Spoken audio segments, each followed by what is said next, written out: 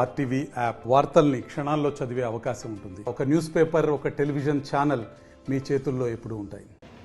మానకొండ మండల్ పోచంపల్లి గ్రామస్తుని పిల్లి రాజమౌళి అనే వ్యక్తిని పిల్లి భారతిని పెళ్లి చేసుకున్న తర్వాత ఇద్దరు పిల్లలు అయ్యారు. ఇద్దరు పిల్లల తర్వాత ఒక పిల్లడు చనిపోయిండు, ఒక పిల్లడు నిలటం ఇచ్చింది.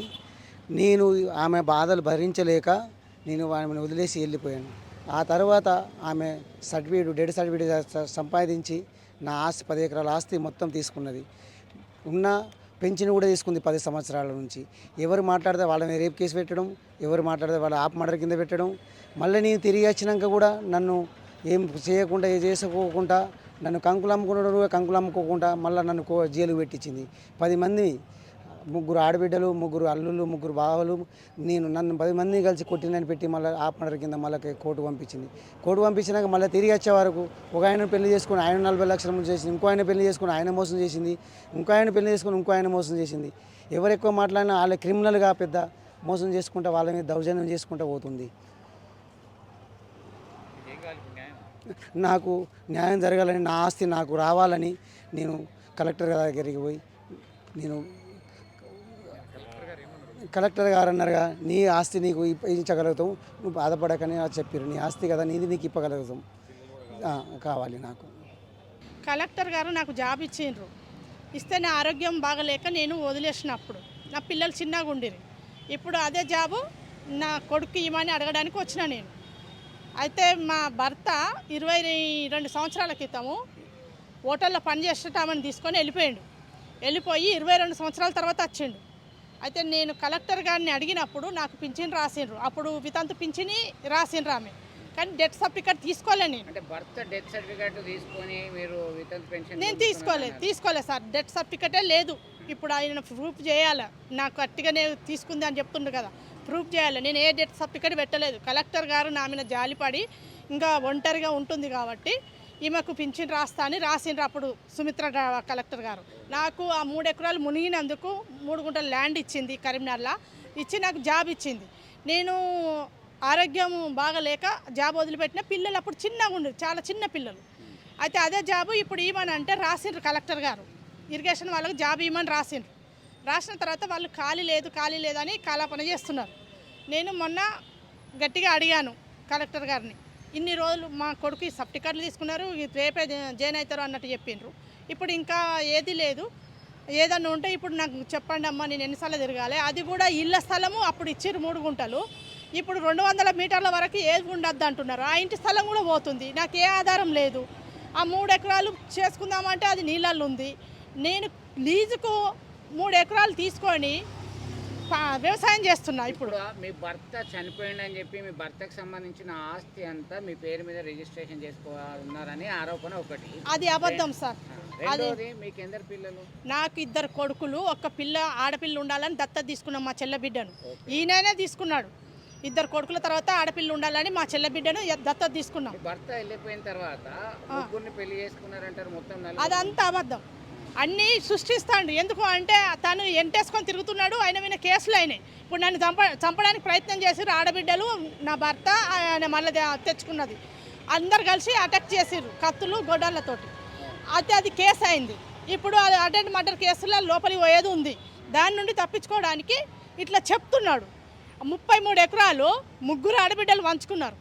నాకు మా అత్తమ్మని అడిగిన నేను, 2 మనవలు కదా నీకు, నా పిల్లలకు కూడా ఎంతో కొంత చేయమని అంటే నా కొడుకులకి 2 కొడుకులకి సరి 3 ఎకరాలు చేసింది. ఇప్పుడు మీకు ఏం కావాలంటారు ఫైనల్గా? కలెక్టర్ గారిని ఏం కోరింది ఏంటంటే ఇప్పుడు ఆ భూమి ఇల్లడుగు జాగా ఇచ్చిన జాగా 200 మీటర్ల వరకు అది ఏది ఉండద్దు అంటున్నారు. డ్యామ్ కట్టకి ఇచ్చారు కలెక్టర్ గారు.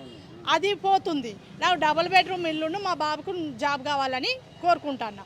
ఈయన వచ్చి సొంత కొడుకే కదా, ఆయన కొడుకే కదా, జాబ్ ఇవ్వకండి మేడం, ఆ భూమి నాది అంటే ఎంత నీచుడు ఒకసారి అర్థం చేసుకోండి. నేను పిల్లలు పెంచి పెళ్ళిళ్ళు చేసి ఇప్పుడు మనవరాళ్ళు వచ్చారు.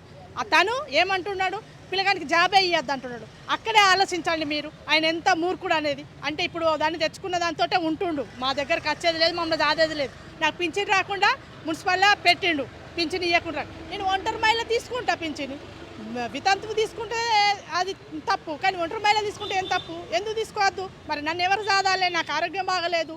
ఇప్పుడు నన్ను చంపడానికి ప్రయత్నం చేసిర్రు వాళ్ళు. పోలీస్ స్టేషన్కి ఎందుకు వచ్చారు? మళ్ళీ ఒక కేసు పెట్టిన.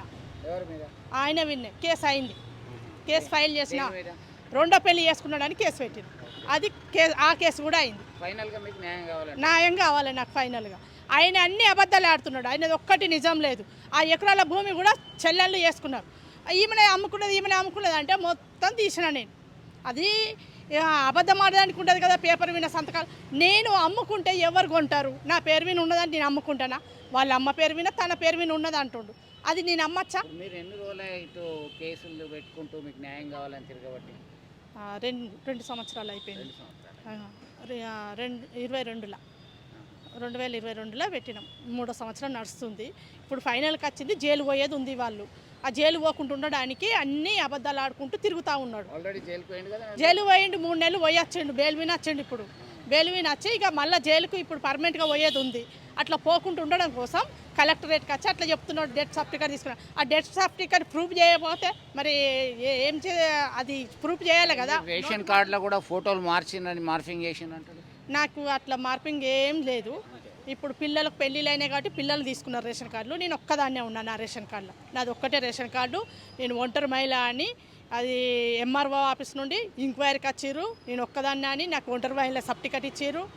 నాది కులం సర్టిఫికేట్, నివాసం సర్టిఫికేట్, అదే అన్ని సర్టిఫికేట్ల విన మా నాన్న పేరే పెట్టుకున్నాను. నేను డాక్టర్ ఆఫ్ పెట్టుకున్నా. ఆయన పేరు ఎందుకు పెట్టలేదంటే ఇప్పుడే తీసేసిన. ఎందుకంటే ఆమె ఇంకొక ఆమెను చేసుకొని ఇంకొక ఆమెతో ఉంటుండు. నాకు పింఛన్ రాకుండా అవుతుందని నేను ఇప్పుడు తన పేరు తొలగించి మా నాన్న పేరు పెట్టుకున్నాను డాక్టర్ ఆఫ్గా. ఫైనల్ న్యాయం కావాలి. న్యాయం కావాలి నాకు. కలెక్టర్ గారు నా కొడుకు జాబ్ ఇవ్వాలి. ఎందుకంటే నీళ్ళు వాళ్ళ వల్లనే నా భూమి మునుగుతుంది. లక్షల మంది బతుకుతున్నారు. మా ఒక్క కుటుంబాన్ని ఆదుకుంటే నష్టమే ఉన్నది. భార్య భర్తల లొల్లి అంటే భర్త వేరే దాన్ని చేసుకొని పోతే భార్య భర్తల లొల్లికును ఈ భూమికి ఏమైనా సంబంధం ఉంటుందా? కలెక్టర్ న్యాయం చేయాలంటే నా భర్తను ముందట పెట్టి తప్పించుకోవడం ఎందుకు? జాబ్ ఇవ్వడానికి నా భర్తను మాట్లాడిపించి ఆయన మాట్లాడతాడు ఆమె పెళ్లి చేసుకున్నదని ఎన్నో అబద్ధాలు ఆడతాడు. తన కేసు నుండి తప్పించుకోవడానికి ఎన్నో అబద్ధాలు ఆడతాడు. కానీ ఆమె ఒక్కటి న్యాయంగా చేయాలా వద్దా? ఇప్పుడు లక్షల మంది బతుకుతారు ఏది చెరువు మీద నీళ్ళు ఇస్తే. అందులో మేము ఎందుకు చచ్చిపోవాలి? నా కుటుంబం ఎందుకు సఫర్ కావాలి? ఆ కలెక్టర్ గారు అదొక్కటి ఆలోచించి న్యాయం చేయాలి కదా. వీళ్ళు కూడా బతకాలని అది నాకు న్యాయం జరగాలి అంతే. నా కొడుకు ఉద్యోగం ఇవ్వాలి. నాకు ఇల్లు పోతుంది. ఇప్పుడు ఇల్లు స్థలాలు తీసేస్తా అంటున్నారు. డబుల్ బెడ్రూమ్ ఇల్లు ఇచ్చి జాబ్ ఇస్తే చాలు. లేదంటే నష్టపరిహారం ఆ భూమికి ఎంత అవుతుందో అంత నష్టపరిహారం కట్టించినా సరిపోతుంది. మరిన్ని వీడియోస్ కోసం ఛానల్ ని సబ్స్క్రైబ్ చేయండి. లేటెస్ట్ అప్డేట్స్ కోసం వాట్సాప్ ఛానల్ ని ఫాలో చేయండి. అండ్ లింక్ డిస్క్రిప్షన్ లో ఉంది.